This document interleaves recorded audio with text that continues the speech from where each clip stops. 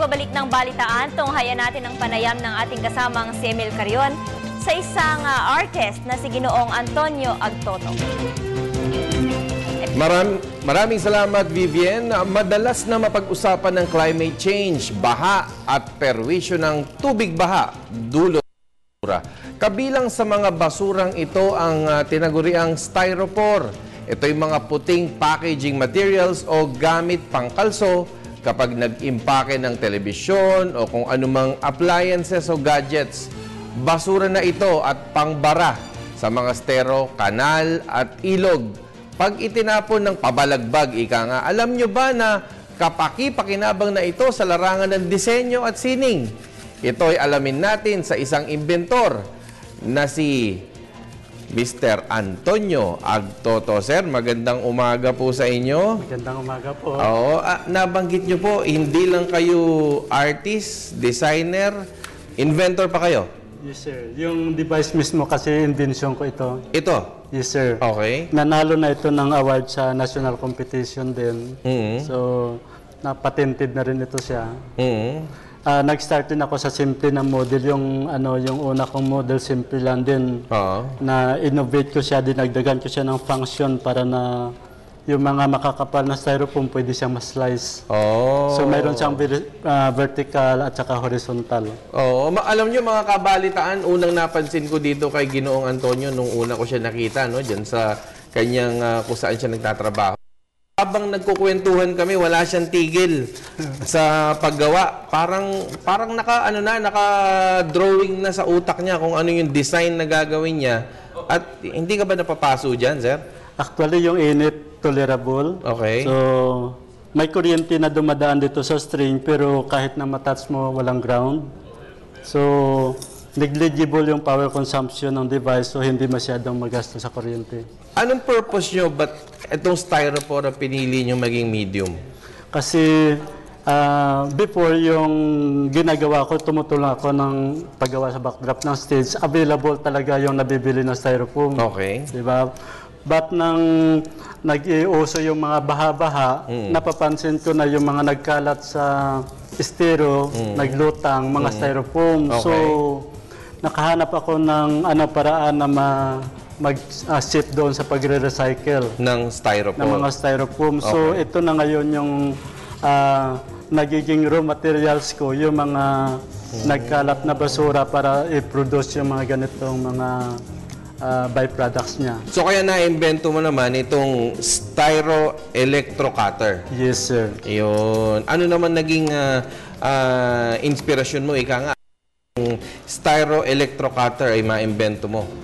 Mahaba na storya yun, pero ang isa kami ko doon na para na hindi siya manatiling yung hazard sa environment yung styrofoam. Okay. So kung magagamit sana ito for other yung useful product, may magkakaroon siya ng panibagong value.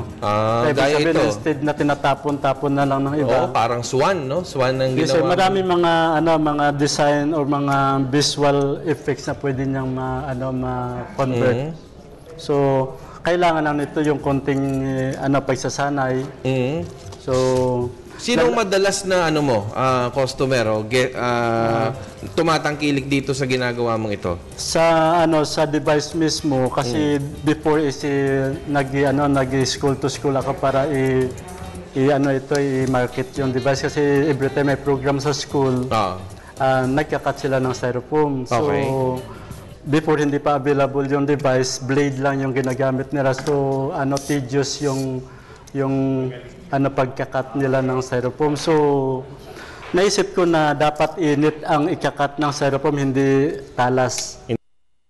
Kasi kung blade yung gagamitin mo, after na makat mo, parang hindi rough, hindi smooth yung cut. So naisip ko na dapat init. So doon na nag-start yung pag-conceptualize ko ng kung paano ko gawin ang device. Yun. Ano po bang profession nyo talaga? Engineer ba kayo? Architect? Designer? Actually, malayo, sir. Kasi 3 years ako sa engineering, di nag-shift ako sa accountancy. Natapos ko yung pagiging accounting, pero hindi naman ako nakatake ng CPE board, so underboard ako. So, ibig sabihin, doon sa pinakita nyo sa aking grades na 99 plus sa exam ninyo, hindi pa kayo pumasa, ganon? Hindi ako nag-take ng CPE board kasi nung nag-graduate ako ng college, 30 plus na ako.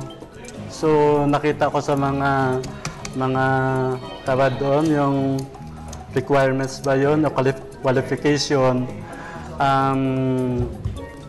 Kadalasan doon, not more than 28 years old yung mga applicants dapat na tinatanggap. So, nawalan ako ng pag-asa na makalan sa job. Kanina napansin ko, lahat ng mga staff natin dito, ginagawan mo ng pangalan, si Vivian at si Audrey. Si Audrey nga pala, may gustong itanong sa'yo, Mr. Agtoto. Sir, magandang umaga po. Napansin ko lang yung mga gawa mo, parang pwede rin sa mga bata, ano? Pero ang mga styrofoam po ay medyo hazardous sa environment at gayon din sa health. Ngayon, paano po ba makakaiwas kahit design lamang ito, maring laruan ng mga bata? Dahil yung styrofoam na ginagawa nyo po ay may kasama pang pinta at maaari rin gawin ng mga bata. Kasi water-based naman yung paint eh. So, ibig sabihin, hindi siya yung hazard sa yung styrofoam naman, may nakalagay naman yan sa packaging nila, parang wala siyang yung CFC content. So hindi siya yung isa pa rin na kasi na-discuss na rin namin ito ng mga health conscious. Sabi nila kasi hazard dito sa health. So sabi ko, dito na ako tumanda. Kung narinig mo akong naubo-ubo, ibig sabihin, concern ka na dapat hindi ito gagamitin. Opo, pero meron po ba kayong advice kung paano rin halimbawang masira na ito, paano ito i-dispose? Actually, yung mga ko to na dapat hindi masisira eh. Para na mag-last long kasi styrofoam mismo hindi talaga nabubulok. So ang ko doon, kung nakakagawa ka na naman ng design na worth siyang i-display, wala ka naman kayang na itapon yan kasi nagiging palamuti. So bakit mo siya itatapon? So yan ang pinaka-practical doon. Gagawan mo siya ng panibagong value para yung kinoconsider natin na basura manatili siya sa atin na hindi siya magkalat. So isang napaka na solusyon niya na kung bawal yung styrofoam sa paligid, dapat damputin natin yan. At saka pag nadampot natin, dapat lagyan natin ng panibagong value. So isang doon eh.